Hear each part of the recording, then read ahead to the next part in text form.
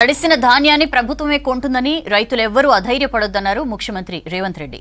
నెల రోజుల busy schedule తర్వాత ఇవాళ సచివాలయానికి వచ్చిన సీఎం పలు శాఖలపై సమీక్ష చేశారు. 15 ఆగస్టు నాటికి రైతుల్ని రుణ విముక్తి కల్పిస్తామని హామీ ఇచ్చారు. తాగునీటి సమస్య ఎక్కడా తలెత్తొద్దని పకడ్బందీ చర్యలు తీసుకోవాలన్నారు సీఎం. ఇటు పట్టభద్రుల ఎమ్మెల్సీ ఎన్నికలపై సమీక్షించిన కాంగ్రెస్ నేతలు ముఖ్య నేతలతో మంతనాలు జరిపారు.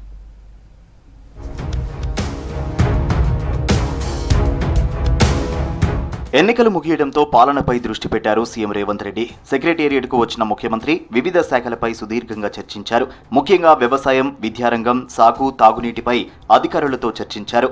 అకాల వర్షాలతో నష్టపోయిన రైతులను ఆదుకుంటామన్నారు. తడిసిన ధాన్యం ప్రభుత్వమే కొంటుందని, రైతులెవరూ అధైర్యపడొద్దన్నారు. 15 ఆగస్టు నాటికి రైతులను రుణ విముక్తి చేస్తామని చెప్పారు. వేసవి దృష్ట్యా ఎక్కడా తాగునీటి సమస్య రావొద్దని అధికారులకు స్పష్టమైన ఆదేశాలు జారీ చేశారు.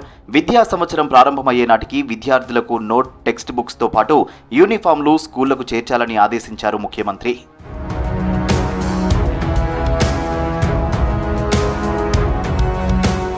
పట్టభద్రుల ఎమ్మెల్సీ ఎన్నికపై సమీక్షించారు సీఎం రేవంత్ రెడ్డి. నల్గొండ, ఖమ్మం, వరంగల్ ముఖ్య నేతలతో భేటీ అయ్యారు. క్షేత్రస్థాయిలో దృష్టి సారించాలని నేతలకు పిలుపునిచ్చారు. కాంగ్రెస్ పార్టీ అభ్యర్థి తీన్మార్ మల్లన్న గెలుపు కోసం కృషి చేయాలన్నారు.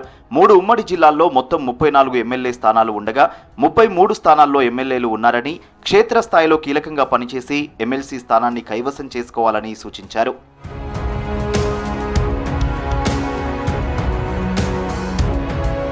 ఆగస్టు 15 నాటికి సీతారామ ప్రాజెక్టు పూర్తి చేసి పొలాలకు సాగునీరు అందిస్తామని తెలిపారు మంత్రి Tummala Nageswara Rao. Sitarama main canal, 4 pump హౌస్లతో పాటు మేజర్ పనులు పూర్తయ్యాయని తెలిపారు. ఖమ్మం జిల్లా ఏన్కూరు మండల కేంద్రంలో ఎమ్మెల్యే రామ్దాస్ నాయక్తో కలిసి సీతారామ ప్రాజెక్టు కాలువ పనులను పరిశీలించారు మంత్రి. వైరా, మధిర, సత్తుపల్లి నియోజకవర్గాల పరిధిలోని భూములకు లంకాసాగర్ ప్రాజెక్టు ద్వారా నీరందిస్తామన్నారు. ఎన్ని ఇబ్బందులు ఎదురైనా ప్రాజెక్టు పూర్తి చేసి రైతులకు న్యాయం చేస్తామని తెలిపారు తుమ్మల. మెయిన్ ప్రాజెక్టు 4 పంప్ హౌస్లు పూర్తయినాయి. మేజర్ క్రిటికల్ వర్క్స్ అన్ని కూడా పంప్ హౌస్లు, మోటార్లు ఫిట్ చేయటం మొత్తం అయింది. మెయిన్ కెనాల్లో ఇంతవరకు 1 ఎకరానికి కూడా నీళ్లు ఇవ్వడం జరగలేదు. ఎందుకంటే ఆయకట్టు వచ్చి మొత్తం యువతలు ఉంది. గత సంవత్సరం మాదిరిగా కృష్ణాకి వాటర్ రాకపోతే కూడా మనం గోదావరి జలాలతోటి కృష్ణా ఆయకట్టును పండించుకోవటం ఒకటి. వైరా ప్రాజెక్టు కింద ఉన్నటువంటి ఆయకట్టు అది మంచినీటికి సంబంధించింది ఉంది, అదే విధంగా పంటకు సంబంధించింది. పెద్దపల్లి నుంచి గడ్డం వంశీ గెలుపు ఖాయమన్నారు ఎమ్మెల్యే అడ్లూరి లక్ష్మణ్. ఇచ్చిన గ్యారంటీల్లో 4 అమలవుతున్నాయని, మరో 2 త్వరలో అమలవుతాయని చెప్పారు. నియోజకవర్గంలో బీఆర్ఎస్, బీజేపీ ఒక్కటయ్యాయని, దిగజారుడు రాజకీయాలు చేశాయన్నారు అడ్లూరి లక్ష్మణ్. గౌరవ చెన్నూరు శాసనసభ్యుడు తనయుడు, యువ నాయకుడు, నాకు తమ్ముడు లాంటి వాడు గడ్డం వంశీ కృష్ణను మరి పెద్ద ఎత్తున ప్రజల మద్దతు జరిగినటువంటి మద్దతు పలికిన విషయాన్ని పూర్తి నమ్మకం, విశ్వాసంతో మేము ఉన్నాం. అత్యంత మీడియా పరంగా అత్యంత బాధాకరమైన విషయం కూడా చెప్పదలుచుకున్నాం. ఈ రాష్ట్రాన్ని 10 సంవత్సరాలు పరిపాలించి 4 నెలలకే అస్త్రసన్యాసం చేస్తారని మేము అనుకోలే. ఇక్కడ ఎమ్మెల్యేగా, ప్రభుత్వ విప్పుగా, మంత్రిగా, మొన్న పార్లమెంటు బీఆర్ఎస్ టీఆర్ఎస్ అభ్యర్థి మధ్యాహ్నం 2 గంటల తర్వాత ప్రతి పోలింగ్ బూత్ కాడ మీరు ఎవరైనా చూడండి, టీఆర్ఎస్ బీఆర్ఎస్ కార్యకర్తలంతా కూడా బీజేపీ కోటేమన్నారు.